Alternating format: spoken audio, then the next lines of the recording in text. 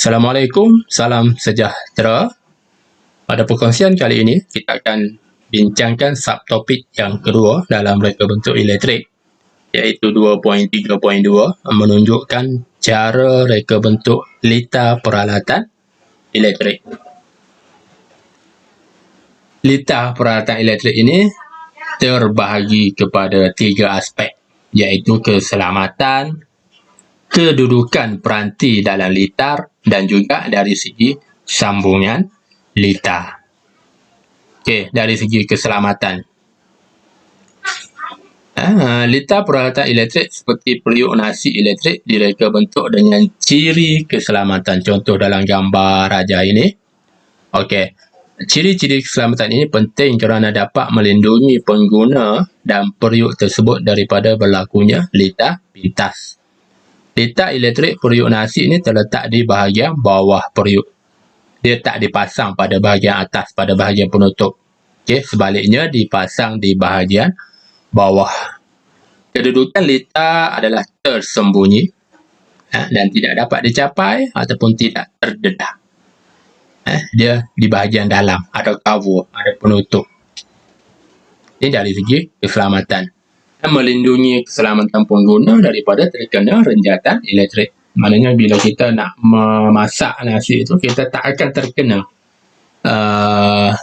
kita tak akan sentuh litar ini, kita tak akan terkena renjatan elektrik lah. Ini dari aspek keselamatan. Dari aspek yang kedua, iaitu kedudukan peranti dalam litar. Kalau kita tengok dalam rajah ini, okey, peranti-peranti dalam litar ini akan disusun dengan baik. Okey, disusun dengan teratur pada kedudukan yang betul. Reka bentuk kedudukan peranti-peranti seperti sensor tekanan, sensor suhu dan juga elemen panas diletakkan bersama dengan litar elektrik. Bertujuan untuk menjimatkan ruang selain aspek keselamatan lah. Okay, susunannya litarnya kelihatan kemas dan lebih menarik. Susunan litar itu mempengaruhi macam mana bentuk periuk nasi itu. Okay, periuk elektrik itu. Dan faktor ini menjadikan reka bentuk litar elektrik itu sesuai untuk tujuan komersial. Maknanya keboleh pasaran. Reka bentuk yang menarik akan mempengaruhi keboleh pasaran. Okey, yang ketiga dari segi sambungan litar. Macam mana litar itu disambungkan? Okey, ada litar tertutup, litar buka dan juga litar pintas. Okey, ini litar tertutup. Litar tertutup ini maknanya berlaku pengaliran arus. Mempunyai satu kitaran lengkap pergerakan arus, voltan dan kuasa dalam satu litar elektrik. Okay. Arus berpunca daripada bateri akan mengalir melalui switch. Okay. Switch ini tertutup, maknanya on, maknanya boleh membenarkan pengaliran arus. Okay. Mentol boleh menyala. Ini litar tertutup. Okay. Contoh mentol menyala apabila switch ditutup. Yang kedua, litar buka. Litar buka maknanya bila switch ini dalam keadaan buka, maknanya dia dalam keadaan off. Maknanya tidak membenarkan pengaliran arus.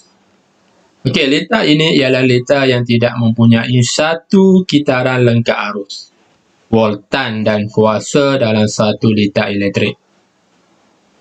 Arus elektrik akan terhenti di sini sebab ini terbuka, dia tak bersentuh.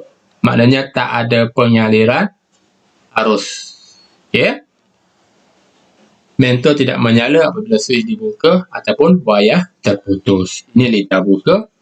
Dan yang ketiga, litar pintas. Ini yang bahaya. Litar pintas ini sebenarnya yang berbahaya.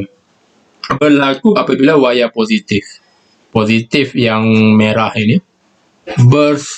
yang bocor sehingga penebatnya dah tak ada. Okay, di sini contohnya.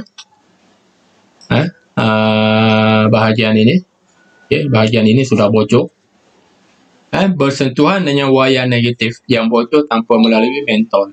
Patutnya dia pergi lalu mentol, tapi di sini dia dah cross. Ini berlaku lita pintas. Okey, wayar positif dan wayar negatif yang bersentuhan itu akan menghasilkan percikan bunga api yang dapat menyebabkan kebakaran.